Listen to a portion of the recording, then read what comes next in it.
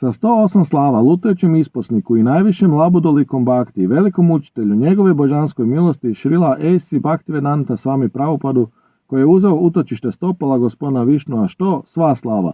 Sa 108 slava lutajućem isposniku i najvišem labudolikom Bhakti, velikom učitelju njegove božanskoj milosti Šrila Bhaktisiddhanta Sarasvati Thakuru, koji je uzeo utočište stopala gospodina Višnua, što sva slava.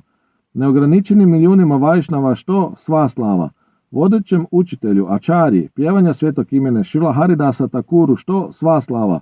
Iskon osnivaču Međunarodnog društva za svjesnost Kriški, vodećem učitelju Ačarji Šrila Prabhupadu, što sva slava. Zazivanje s ljubavlju imena Šri Krišna Čejtanje, gospodara Nityanande, Šri Advete, Šri Gadadare, Šrivasa i svih bakta gospodina Čejtanje, što sva slava. Šri Širadi Krišni, gospodaru Gopa i Gopija, Šjama Svetom jezeru, Rada Svetom jezeru, Svetom brdu Govardan i Šiši Gorni Taju, što sva slava. Šri Vrindavani, duhovnom prebivalištu, što sva slava. Šri Majapuru, duhovnom prebivalištu, što sva slava. Duhovnom prebivalištu Džaganate, gospodara svemira u Puriju, što sva slava.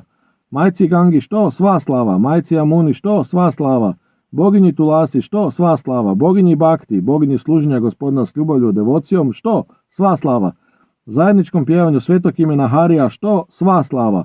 Velikoj Mridangi, izdavanju i distribuciji transcendentalne literature koja slavi svevišnju božansku osobu gospodina Šri Krišnu, što sva slava.